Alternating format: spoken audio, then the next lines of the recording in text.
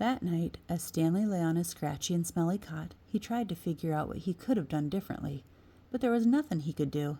For once in his unlucky life, he was in the right place at the right time, and it still didn't help him. "You got it?" he asked X-Ray the next morning at breakfast. X-Ray looked at him with half-opened eyes behind his dirty glasses. "I don't know what you're talking about," he grumbled. "You know," said Stanley.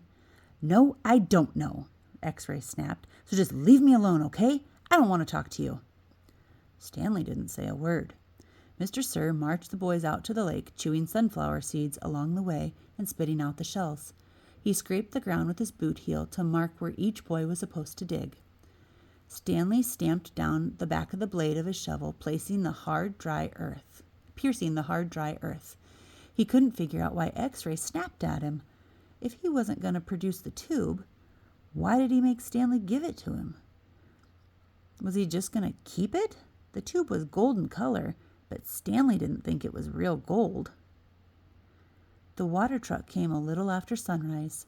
Stanley finished the last drop of water and stepped up out of his hole.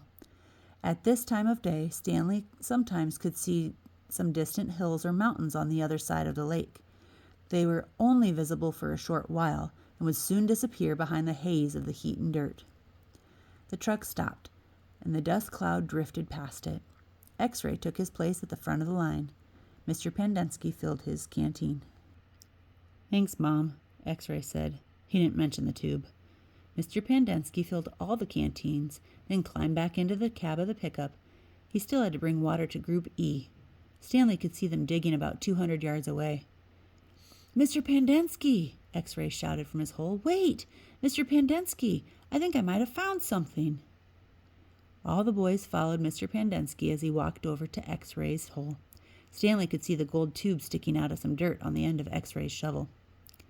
Mr. Pendensky examined it and took a long look at his flat bottom. "I think the warden's going to like this." "Does X-Ray get the day off?" asked Squid. "Just keep digging until someone says otherwise," Mr. Pendensky said. Then he smiled. "But if I were you, Rex, I wouldn't dig too hard." Stanley watched the cloud of dust move across the lake to the cabin beneath the trees. The boys in Group E were just going to have to wait. It didn't take long for the pickup truck to return. Mr. Pendensky stepped out of the cab.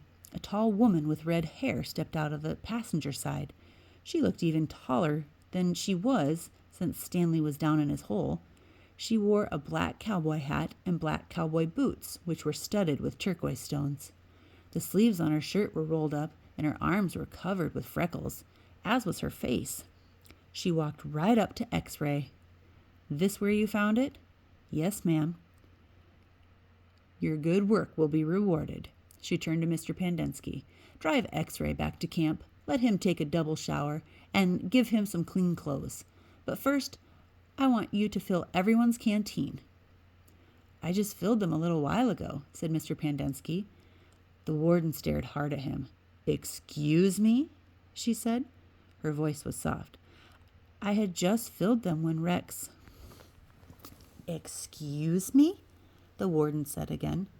"Did I ask when you last filled them?" "No, but it's just, excuse me?"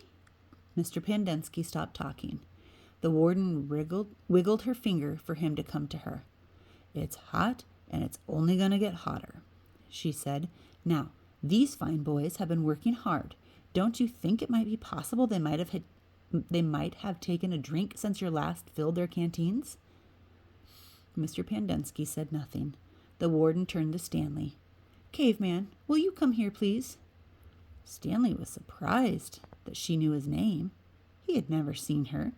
Until she stepped out of the truck, he didn't even know the warden was a woman. He nervously went toward her.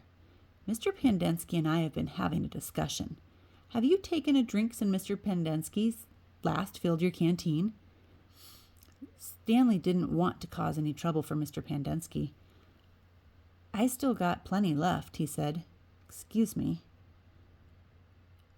"Excuse me?" He stopped. "Yeah, I drank some. Thank you. May I see your canteen, please?" Stanley handed it to her. Her fingernails were painted dark red. She gently shook the canteen, letting the water swish inside the plastic container. "Do you hear the empty spaces?" she asked. "Yes," said Mr. Pandensky. "Then fill it," she said. "And the next time I tell you to do something, I expect you to do it without questioning my authority. If it's too much trouble for you to fill a canteen, I'll give you a shovel. You can dig the hole, and the caveman can fill your canteen." She turned back to Stanley. "I don't think that would be too much trouble for you, would it?" "No," said Stanley. "So what'll it be?" she asked Mr. Pandensky. Do you want to fill the canteens, or do you want to dig?" "I'll fill the canteens," said Mr. Pandensky. "Thank you."